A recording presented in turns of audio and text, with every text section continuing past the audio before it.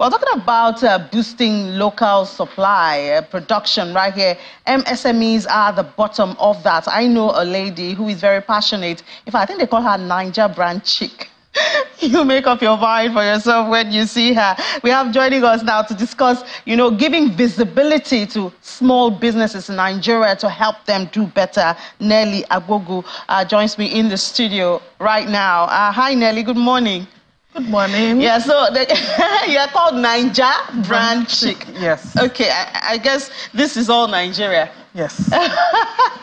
Great, but you're very passionate about small businesses. You're passionate about visibility for small businesses. Mostly, of course, a lot of them do not have that fund to go on big television stations and all of that, but they could do social media. Are they embracing it enough? Are they catching up from that platform? Okay, I would say yes. A lot of business owners are beginning to understand the need to use social media to boost their businesses. With the way the economy is right now, you will understand that going with the brick and mortar is actually so much difficult than, having a digital real estate, which is what I call our social media these days. So when you own a digital real estate, which is your page where you are, showcasing your wares, what you're selling, how you're trying to connect with your customers, the customer experiences that you give to your customers. So that helps you to actually sell more. And what people are looking for is not someone who is trying to fake it, but are looking for people who are trying to be, authentic in their ways, showing as realistic as possible. This is who I am, this is my business, and I want you to buy from me. Yeah, but the thing with when you go to social media is you just see people who are trading, people who just import to trade. But I mean, from the last conversation we're having, we're looking for people who can produce, who can use local.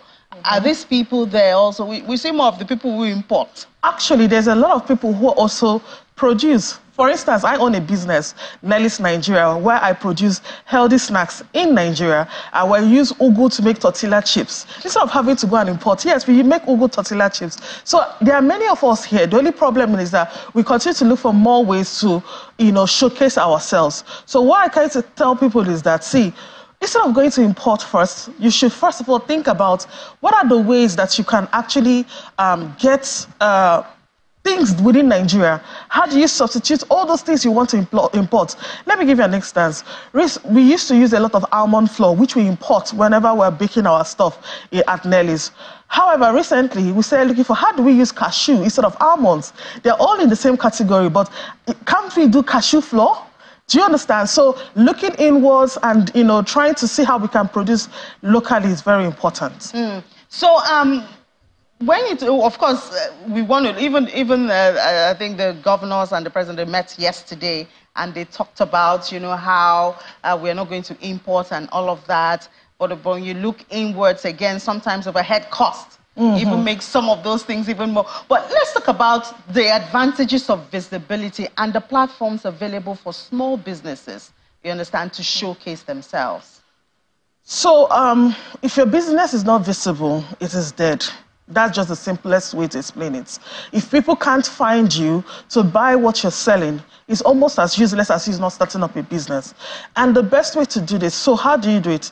You use the social platforms that are free currently to, help to showcase your business. You can open up today freely a Facebook or Instagram page today and just start to showcase what you're selling. You can decide to start running ads to make more people know about you. You don't even need to be a star or need anybody to know you. All you need to do is to get the right messaging for your business. Let people know this is who I am, this is what I'm doing. And another thing again is take them on a story, on a journey. Don't just come there to say, come and buy. Do you understand? Take them on and say, hey, this is me, I'm a small business owner, I'm just starting up, I'm doing it afraid. I want you guys to come on this journey with me. Let's go together. And people want to follow you. They want to say, oh, I loved how hardworking you are. They want to see behind the scenes, not only the time when you're taking only the picture, you're giving us all the fine pictures. We want to see are the times when you're packing the orders, the times when you're in the farm. We want to see the times when you're rearing your goods, and if you're into poultry, when you're picking up the eggs. We want to see that authentic you. That is what makes people want to buy from me, and that is how you become more visible. When I see such a thing, I'm like, babe, see this person. This person is actually doing this. This person is, then I share. That's how you have shareable content. That's how you start to go viral. Virality is simple. It's all about showcasing yourself. Virality that sells. Not just, there are many virality that you have that you will not make sales. But the one that will help you to grow are the ones that are most important. But there are some people who prefer physical. So even after you've done that, some people, if I want to buy a dress, for instance, I want to be sure of the quality of the material, and all of that. Some people really want to see you. How do you handle those? There are many ways to mitigate this. Especially remember we're talking about MSMEs, small businesses, and really they don't have the money to open up stores. They can have these goods. There's something they call escrow. You can have these goods delivered to someone, but the person would have paid, but the money will not have gotten to you. But when the person gets it and they like it, then they will now release the money. They say it's called an escrow account or payment. I think most of these banks and they do those kind of stuff. So what happens is that when that kind of stuff happens, it makes life much easier for both the buyer and the seller to have some sort of trust. Yeah, but apart from that, also you also have, for instance, I know Lagos Chamber of Commerce, they do things like trade fairs. Can small businesses afford such?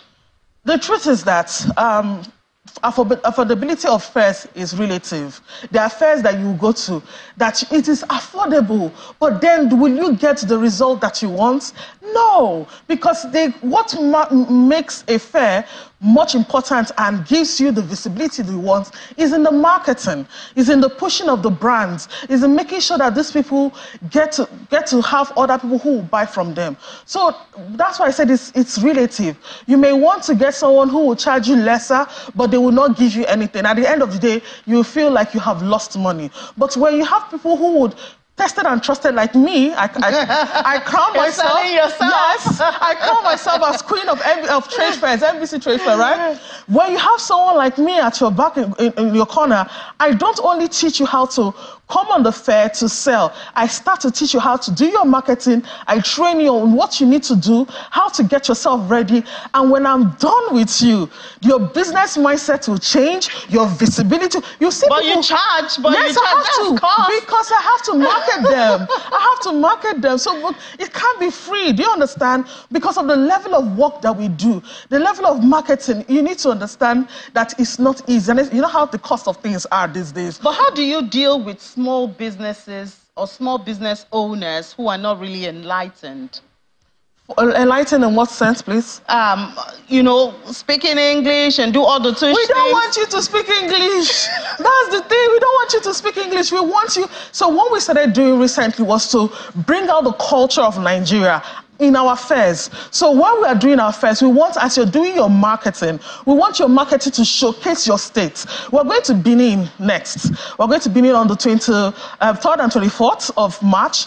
After we just had Kano on the 3rd and 4th of February. So we want to showcase what is it about Kano? What is it about Benin? What is it about Lagos? Why should people want to come and support you? Do you understand? Nelly, the way you're talking is like the drop in purchasing power is not affecting businesses, and yet, the truth is that when you work hard, when you put in your time and you work really hard, people who are going to buy from you will come out. They will show inflation. Inflation came out yesterday, 29.9. I saw it. I was shedding tears. Trust me, I'm shedding tears. That's where the whole marketing comes in. There's a lot into this whole marketing. There's the psychological marketing, emotional marketing, a lot of have to bring and build all these things. And that's where we come in, and that's why we do what we do best. And that's why they call you Naija branching. Yes.